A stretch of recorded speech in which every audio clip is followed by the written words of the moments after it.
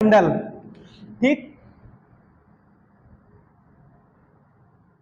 मंडल में आपको कुछ चीजें बताई गई हैं। तीन चार पांच मंडल होते हैं। सबसे पहला क्षोभ मंडल जहां हम रहते हैं, उसके बाद में समताप मंडल, मध्य मंडल, आयन मंडल, बाह्य मंडल। क्षोभ मंडल की घटना सुनिए। क्षोभ मंडल 0 से 18 किलोमीटर तक, 0 से 18 किलोमीटर तक कौन सा मंडल है? क्षोभ मंडल। इसमें आंधी, तूफान, सुनामी, ज्वालामुखी, मौसम, बरसात, जितनी भी ये सभी घटनाएं हैं कहां घटित होती हैं? क्षोभ मंडल में। क्षोभ मंडल में आप 165 मीटर ऊपर जाएंगे तो 1 डिग्री सेल्सियस तापमान क्या होगा? बढ़ जाएगा। यदि कोई व्यक्ति इस मंडल में 1 किलोमीटर ऊपर चला जाए तो कितना तापमान बढ़ेगा? 6.4 डिग्री सेल्सियस। यदि कोई व्यक्ति 1 किलोमीटर ऊपर उठ जाए तो तापमान में वृद्धि होगी 6 मतलब कम होगा, ठंडी बढ़ जाएगी। इस मंडल में ऊपर जाएंगे तो ठंडी बढ़ेगी। ये हमको लगता है कि 10 तल्ले पर घर होगा, 10 तल्ले का, तो 10वें तल्ले पर चाहे थोड़ा सा ही तापमान ठंडा होगा, लेकिन ठंडा हर हाल में होगा। अगला सुनिए। इसके बाद आया था कौन सा मंडल? समताप मंडल। थोड़ा सा एक चीज मिस हो गया तो उसको सही कर लेंगे यहीं पे हम। ठीक, देखो गलती कहां हुई थी। O3, इसको क्या बोलते हैं? ओजोन गैस या ओजोन परत भी है। ओजोन परत, ओजोन परत 90% कहां लिखाया गया है? यही चीज देख लो बस, क्षोभ मंडल में। यही गलत हो गया है। ओजोन गैस 90% है कहां? समताप में, और 10% है क्षोभ मंडल में। वही सही कर लीजिए। जहां पर 10 लिखो उसको 90 बना दो, जहां पे 90 लिखो वहां 10 कर दो, पलट दीजिए बस। ठीक, जहां पे 90 लिखा है वहां 10 कर दो, जहां 10 है वहां 90 कर दीजिए। ये थोड़ा सा मिस हो गया था कल। ठीक, हमें आज ओजोन के बारे में तुमको पढ़ाना है। ठीक, ओजोन परत एक हेडिंग शायद पढ़ी होगी, पढ़ी है ना? लिखिए ओजोन परत में। अगर बात होगी ओजोन दिवस, तो ओजोन दिवस मनाया जाता है 16 सितंबर को। कब मनाया जाता है? 16 सितंबर को। ठीक, ओजोन दिवस मनाया जाता है 16 सितंबर को। ओजोन है क्या पहले ये समझो। तुम्हारे पास यहां पे देखो, ये है ऑस्ट्रेलिया, इसके ऊपर है एशिया, यूरोप, अफ्रीका, उत्तरी अमेरिका, दक्षिणी अमेरिका, अंटार्कटिका, ग्रीनलैंड। ग्रीनलैंड भी बनाया जाता है। ठीक, यहां पर है अपना प्यारा भारत, है ना? यहाँ पे भारत है, और यहीं पे छोटा सा लिटका हुआ है श्रीलंका। एशिया महाद्वीप में ही आता है वो। ठीक, जब कभी भारत से श्रीलंका को कोई भी पनडुब्बी, पानी की जहाज, कुछ भी जाती हैं, तो एक समय ऐसा आता है सूर्य की सीधा पराबैंगनी किरणें पड़ती हैं कहाँ? अरब अरब सागर, हिंद महासागर नीचे है, हिंद महासागर में। हिंद महासागर में सूर्य की सीधा पराबैंगनी किरणें पड़ती हैं, क्योंकि ओजोन परत में छिद्र है, होल है। ठीक, यहीं पर सीधा पड़ती है, तो कभी कभी कुछ पनडुब्बियां वहां से गुजरती तो हैं, लेकिन उनका मलबा तक नहीं मिलता है। कि आज तक बहुत सारी पनडुब्बियां भारत और श्रीलंका के बीच में डूब गई हैं, पता ही नहीं चला है कि उसमें के इंसान कहाँ गए, वो जहाज कहाँ गई, क्या हो गया। ठीक, ये छिद्र अपने यहाँ प्रदूषण बहुत है, सभी महाद्वीपों में प्रदूषण बहुत है, इसीलिए ये छिद्र यहां से दिखता नहीं है। ये छिद्र कहां से दिखता है? अंटार्कटिका से। अंटार्कटिका वैज्ञानिकों को समर्पित एक महाद्वीप है। अंटार्कटिका में किसी का घर नहीं है। अंटार्कटिका में कोई देश जमीन नहीं खरीद सकता है। अंटार्कटिका में केवल आप अपनी शोधशालाएं लगा सकते हैं, जहां से शोध किया जा सके। अंटार्कटिका से देखोगे तो आसमान काला दिखाई देगा, एक को पैसा प्रदूषण नहीं है। ठीक, यहां निस्ता बर्फ से, मतलब बर्फ से ढका हुआ है, इसीलिए इसको सफेद महाद्वीप कहते हैं। ठीक, यहां पर केवल केवल कौन रहता है? साइंटिस्ट। ठीक, साइंटिस्ट जाएंगे अपना काम करके वापस। यहाँ पे आप घर बना के रहेंगे तो मर जाएंगे, माइनस में तापमान हमेशा। छिद्र यहां है, दिखता यहां से है। ठीक, तो अंटार्कटिका से ओजोन परत में छिद्र दिखता है। इसकी तुमको घटना बताएं, हनुमान जी जा रहे थे कहाँ, श्रीलंका उड़ते हुए, तो आपने देखा होगा एक महिला थी जो परछाई पकड़ती थी, कोई डाकनी साकनी रही होगी, डाकनी पिशाचनी कोई थी, वो परछाई को पकड़ती थी। हनुमान जी महाराज जब उधर से गुजरे ना, तो ओजोन परत का वो जहां, मतलब जहां से वो लीक है ओजोन परत, वहां से सीधा पराबैंगनी किरणें किसके पास आ गई? हनुमान जी के पास। लेकिन हनुमान जी को अपने बल का पता तो है नहीं। वो जब बचपन में थे ना, तो बाल समय रवि भक्ष लियो, बचपन में गए थे, सूर्य भगवान को खा लिए थे। अच्छा, जो सूर्य को खाने की क्षमता रखता है उसकी रोशनी उसकी क्या बिगाड़ पाएगी? तो वही बचे हैं। बाकी जितने लोग जाते हैं यहाँ पे उनकी मृत्यु पक्का है, हड्डियां तक गल जाती है, क्योंकि सूर्य से निकलती हैं पराबैंगनी किरणें। पराबैंगनी किरणों में एक्स किरणें होती हैं, एक्स किरणें सीधा हड्डी गलाती हैं। एक्सरे वाली मशीन होती है ना, एक्सरे की मशीन, जो भी व्यक्ति एक्सरे करता है, अंदर मशीन होगी तो बड़ा भारी तार होगा, कमरे के बाहर से खड़ा होकर तुमको लेटा देगा अंदर, अपना कमरे के बाहर आ जाएगा और बाहर से बटन दबाएगा, चिट्ट से अंदर होगा, एक बार में पूरी हड्डी खींच लेगी वो। अगर वही वो दबाए रहे और 1 मिनट तक दबाए रहे तो पूरा हाथ गल जाएगा। ठीक, पूरा हाथ गल जाएगा, हड्डी अंदर की क्या हो जाएंगी? एकदम कमजोर। इसीलिए लोग कहते हैं बार बार अल्ट्रासाउंड, बार बार एक्सरे, बार बार सीटी स्कैन, बार बार एमआरआई नहीं करवाना चाहिए। उन सब से हानिकारक किरणें निकलती हैं और जो बहुत ज्यादा मात्रा में क्या करती हैं? नुकसान पहुंचाएंगी। ठीक, तो यहां से कहानी है, वही ओजोन पर तुमको पढ़ा रहे हैं। 16 सितंबर को यहां से छिद्र एकदम साफ दिखता है, इसीलिए ओजोन दिवस कब मनाते हैं? लिखो, लिखिए, ओजोन दिवस 16 सितंबर को मनाया जाता है। हो गया? अगला पॉइंट लिखिए। अब देखो, ये है तुम्हारा अंतरिक्ष, ये है तुम्हारी क्या? ओजोन परत, ये है हमारी पृथ्वी मैया। ठीक, सूर्य से हानिकारक पराबैंगनी किरणें आई, ये इसको अवशोषित कर लिया और इधर छान के निकाला गया। तो इसीलिए हम लोगों को त्वचा कैंसर नहीं होता है। सूर्य की हानिकारक पराबैंगनी किरणें जब भी हमारे चमड़ी पर पड़ेंगी तो हड्डी गलेगी और त्वचा कैंसर, चमड़ी कैंसर। ठीक, तो पृथ्वी की इसको क्या कहते हैं? सुरक्षा कवच भी कहते हैं। सूर्य से हानिकारक पराबैंगनी किरणें आएंगी, पृथ्वी तक नहीं पहुंच पाएंगी, बीच में ओजोन परत उनको छान देता है, छन्नी। अभी चाय में चाय पत्ती हो तो पिए तो खांसी आने लगती है, छान के पीते हैं तो अच्छा लगता है। वही हाल यहाँ पे, ये पृथ्वी की क्या है? सुरक्षा कवच है। इसको क्या कहते हैं? इसको साइंस की भाषा में कहते हैं ओजोन परत, गांव देहात की भाषा में कहते हैं भ्रमवायु। इसको क्या कहते हैं? भ्रमवायु। यहां पर आप जाएंगे, इसकी ऊंचाई है, देखो 0 से 18 क्या है? क्षोभ मंडल। इसका मतलब ये 15 से शुरू हो जाती होगी और जाएगी 35 तक। 15 दूना 30, 20 किलोमीटर लंबी ये क्या है? 20 का है, 15 25 10 20 किलोमीटर, 20 किलोमीटर ऊंची एक परत है। इस परत में यदि किसी व्यक्ति को ले जाके छोड़ दो तो वो व्यक्ति ना तो ऊपर जाएगा ना तो नीचे जाएगा, भ्रम वायु। वहां पे वातावरण एकदम नगण्य है, नगण्य का मतलब जीरो। वो व्यक्ति ऐसे स्वतंत्र अवस्था में होगा, अपना हाथ अपना पांव हिला पाएगा, बोलेगा तो आवाज आगे नहीं जाएगी, क्योंकि हमारी आवाज आपके पास तक पहुंच रही है, इसका सबसे बड़ा जिम्मेदार है नाइट्रोजन। आपको हवा का झोंका लगता है, इसका जिम्मेदार है नाइट्रोजन। केवल ऑक्सीजन होगी तो झोंका नहीं लगेगा, चाहे इतना तेज हवा चले, पत्ते को नहीं हिलेंगे। झोंका का आभास कौन दिलाता है? नाइट्रोजन। नाइट्रोजन से लड़ लड़ के हमारी आवाज आपके पास तक पहुंच रही है। अभी यहाँ गैस खत्म कर दी जाए, पहले काम तो जिएंगे नहीं, ऊपर से बोलेंगे तो कुछ सुनाई आपको नहीं देगा। तो ओजोन परत, इसी को इसको भ्रम वायु भी कहते हैं। ओजोन परत, भ्रम वायु, पृथ्वी की सुरक्षा कवच। लिखिए, देखो, ओजोन परत को पृथ्वी की सुरक्षा कवच भी कहा जाता है, पृथ्वी की सुरक्षा कवच भी कहा जाता है। ठीक, पृथ्वी की सुरक्षा कवच भी कहा जाता है।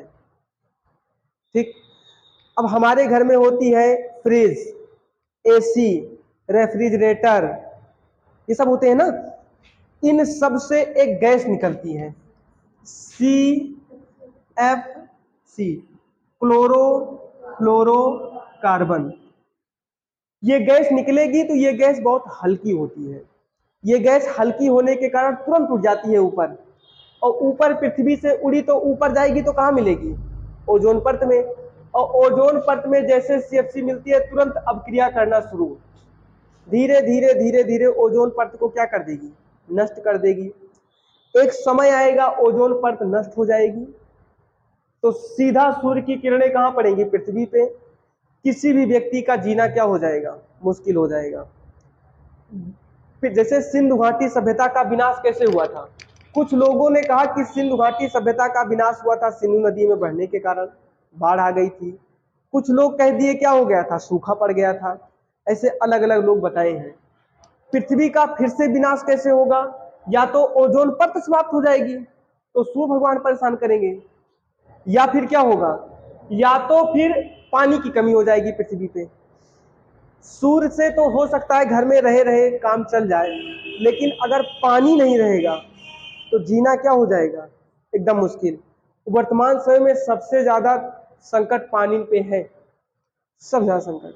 ठीक, सामने समुद्र तो होगा लेकिन पी नहीं पाओगे। ठीक, चलिए लिखिए। ओजोन परत को सबसे ज्यादा नुकसान CFC गैस करती है, क्लोरोफ्लोरोकार्बन। प्रकृति के साथ कभी भी छेड़खानी नहीं करनी चाहिए। गर्मी बढ़ रही है ना, वृक्षों के कटने के कारण गर्मी बढ़ी है। एक समय आएगा मनई मनई रहे वृक्ष न रहे, तब देखना। सबसे ज्यादा नुकसान किससे होता है? CFC, क्लोरोफ्लोरो कार्बन से। लिख लीजिए ब्रैकेट में, क्लोरोफ्लोरो कार्बन। ठीक, लिखिए।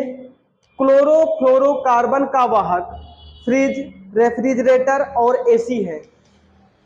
फ्रिज, रेफ्रिजरेटर और AC है। फ्रिज वाहक कहां से निकलती है? वाहक, फ्रिज, रेफ्रिजरेटर और AC है। ठीक, अब अगर हमें ओजोन परत की मोटाई को नापना है ना, तो किससे नापते हैं? डॉप्सन से। ठीक, लिखिए। ओजोन परत की मोटाई को डॉप्सन से नापा जाता है, मापा जाता है। डॉप्सन से मापा जाता है। ठीक, डॉप्सन से मापा जाता है, ये लिखा है। ओजोन परत की मोटाई को डॉप्सन से मापा जाता है। ठीक, लिखिए। ओजोन परत सूर्य से आने वाली पराबैंगनी,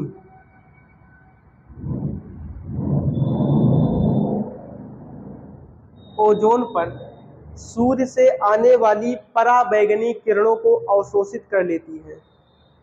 पराबैंगनी किरणों को अवशोषित कर लेती है। पराबैंगनी किरणों को अवशोषित कर लेती है। ठीक, यदि किसी व्यक्ति को पराबैंगनी किरणें सीधे लगेंगी तो वो क्या हो जाएगा? त्वचा कैंसर नहीं, सीधा डायरेक्ट पड़ेगी, गल जाएगा वो। और थोड़ा बहुत आएगी, जैसे धीरे धीरे खूब AC चलाएंगे हम, कमरे कमरे में AC लगेगी, तो यही परत की मोटाई बहुत धीरे हो जाएगी। तो पराबैंगनी किरणें इकट्ठा तो आएंगी लेकिन छल के आने लगेंगी, थोड़ा ज्यादा मात्रा में आएंगी। तो हर व्यक्ति को पहले होगा त्वचा कैंसर। जब धीरे धीरे और AC का लेवल बढ़ाएंगे तो धीरे धीरे वो परत पूरी खत्म हो जाएगी, और खत्म होने का मतलब हर व्यक्ति गल जाएगा। ओजोन परत जिस दिन नहीं रहेगी उस दिन पृथ्वी पे कोई इंसान ही नहीं, जिसकी शरीर में हड्डी होगी और चमड़ी होगी, वो सब लोग क्या हो जाएंगे? वो सारे जीव गल जाएंगे। ठीक, केवल ओजोन परत से। अब तुमको पता चला ना ओजोन परत क्या है, कितनी जरूरी है हमारे लिए ओजोन परत। ठीक, अगला पॉइंट लिखिए। अगला मंडल लिखो। ठीक, ये था आयन मंडल, वो समताप मंडल ना, ये मध्य मंडल लिख रहे थे। अगला लिखिए मध्य मंडल। ये समताप मंडल लिखे हैं, उसके बाद मध्य मंडल। नहीं, मध्य मंडल चौथा आयन है। भैया ओजोन परत से कोई दिक्कत हो तो पूछ सकते हैं। ठीक, चलिए आगे देखो, आगे देखिए, अगला आएगा मध्य मंडल, मीजोस्फीयर बोलते हैं, मध्य मंडल। क्षोभ मंडल की ऊंचाई 0 से 18, उसकी 18 से 50, इसकी 50 से 80। इसकी ऊंचाई कितनी है? 50 से 80 किलोमीटर। लिख लीजिए, देखो इसकी ऊंचाई 50 से 80 किलोमीटर तक है, 50 से 80 किलोमीटर तक है। ठीक, लिखिए, यह सबसे ठंडा मंडल है, सबसे ठंडा मंडल।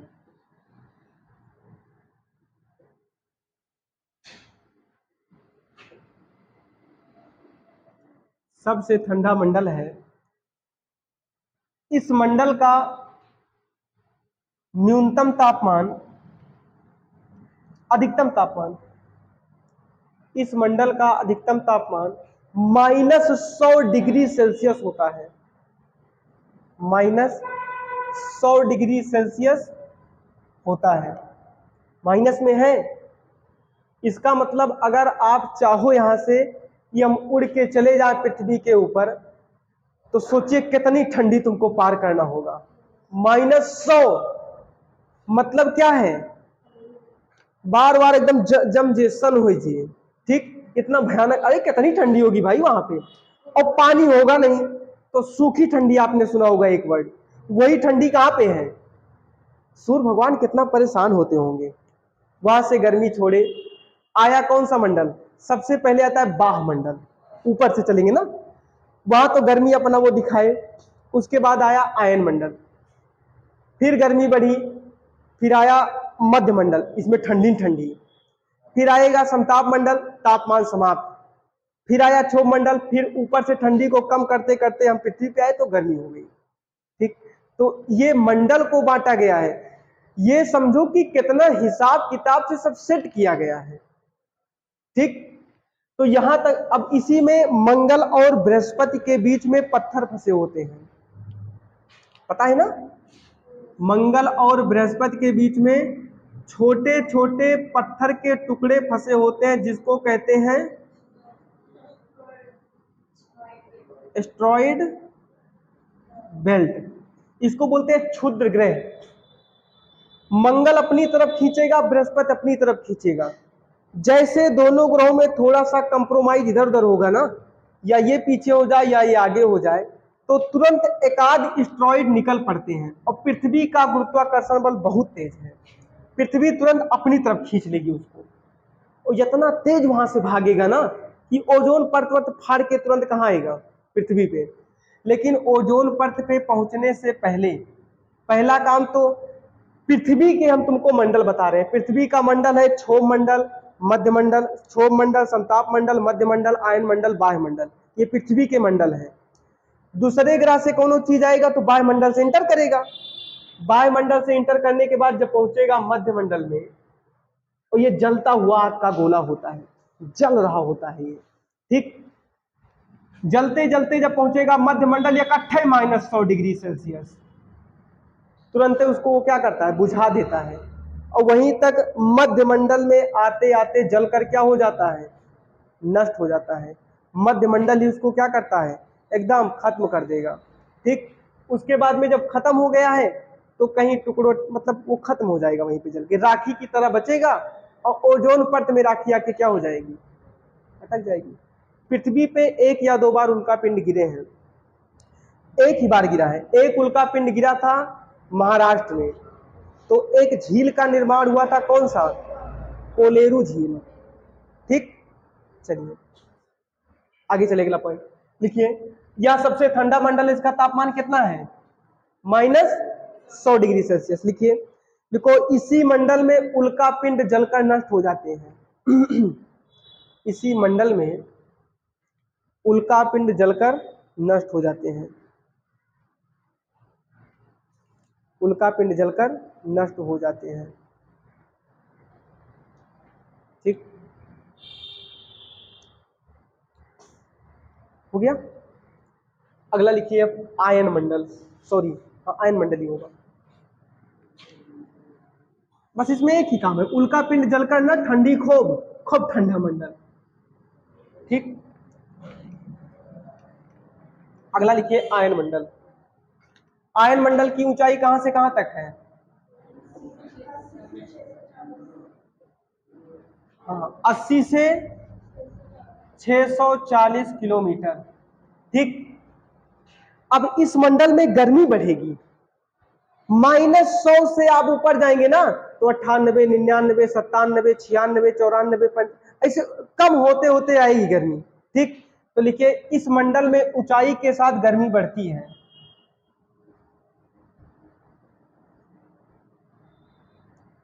अच्छा, गर्मी बढ़ती है तो तापमान कम होगा कि तापमान घटेगा? घटेगा कि बढ़ेगा? बढ़ेगा। गर्मी का मतलब तापमान बढ़ना और ठंडी का मतलब तापमान कम होना। इसमें ऊंचाई के साथ गर्मी बढ़ती है। ठीक, हम लोग बोलते हैं ना, आपने सुना होगा हलो फरमाइश, आपने सुना होगा दूरदर्शन, अरे दुनिया भर के टीवी चैनल हैं, ये सब लोग अपना एक उपग्रह, दूर संचार उपग्रह इसी मंडल में स्थापित किए जाते हैं। या वहां से छूटेगा नेटवर्क तो जाएगा नेटवर्क कहां? सीधा आयन मंडल में, और आयन मंडल से फिर कहां आता है? फिर हम लोगों के पास आता है। देखिए इस मंडल में दूर संचार उपग्रह स्थापित किए जाते हैं। दूर संचार उपग्रह वही जो टीवी वगैरह पे, इस मंडल में दूर संचार उपग्रह स्थापित किए जाते हैं। ठीक ठीक,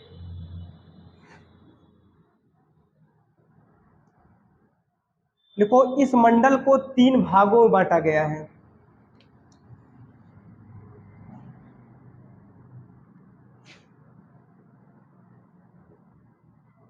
तीन भागों में बांटा गया है। देखिए D layer, E layer, F layer, D layer, E layer, F layer.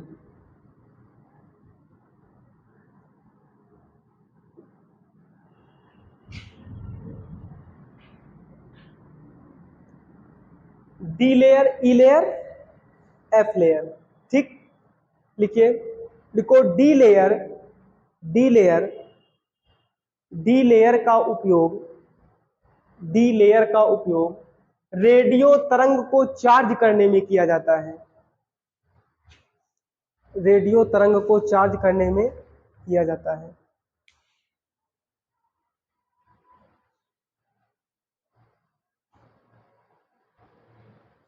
ठीक, एक हेडिंग लिखो बाह्य मंडल।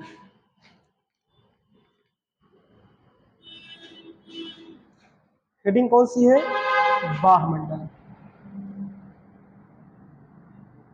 कहां से कहां तक? 640 से इनफाइनाइट, अनंत, चाहे जहां तक उड़ना चाहो। देखिए 640 से अनंत तक वायुमंडल। ठीक, इसको बोलते हैं इग्जोस्फेयर। ठीक, EXO लिख दे रहे हैं।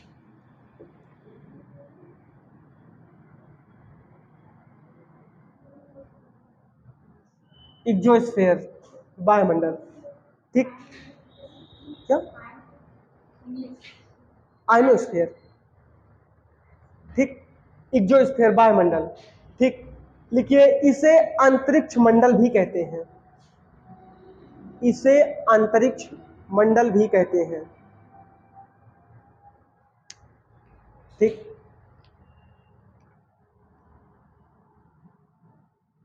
क्योंकि इसी मंडल में, क्योंकि इसी मंडल में अंतरिक्ष उपग्रह स्थापित किए जाते हैं।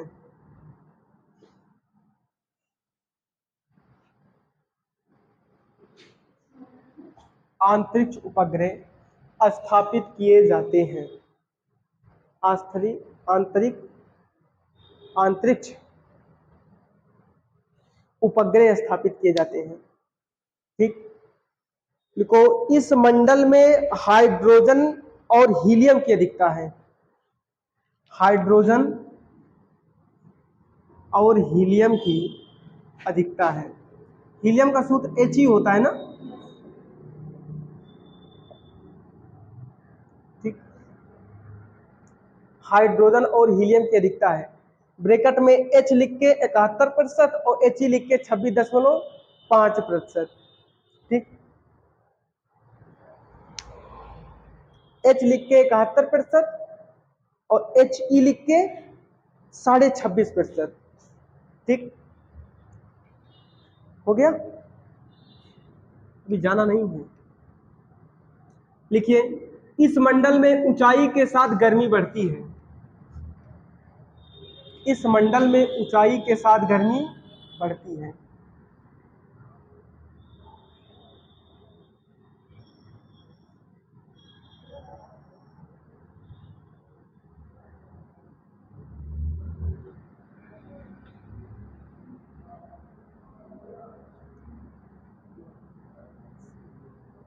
लिखो, इस मंडल में दो घटनाएं घटित होती हैं।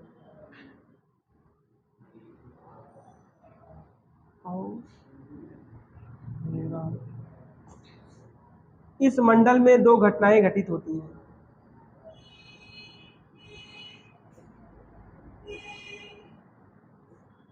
दो घटनाएं घटित होती हैं। ठीक, केवल नाम लिख लीजिए, इसको हम डिटेल से बताएंगे। ठीक, लिखिए, ऑरोरा बोरियोलिस, ऑरोरा ऑस्ट्रियोलिस। ऑरोरा बोरियोलिस, इसको हम बाद में बनाएंगे फिगर बना के, उसको लिख लीजिए बस अभी। Aurora borealis, aurora australis. ठीक, ये दो घटनाएं घटित होंगी। जब सूर्य उत्तरी गोलार्ध में चमकेगा तो यहाँ, दक्षिणी गोलार्ध में चमकेगा तो यहाँ।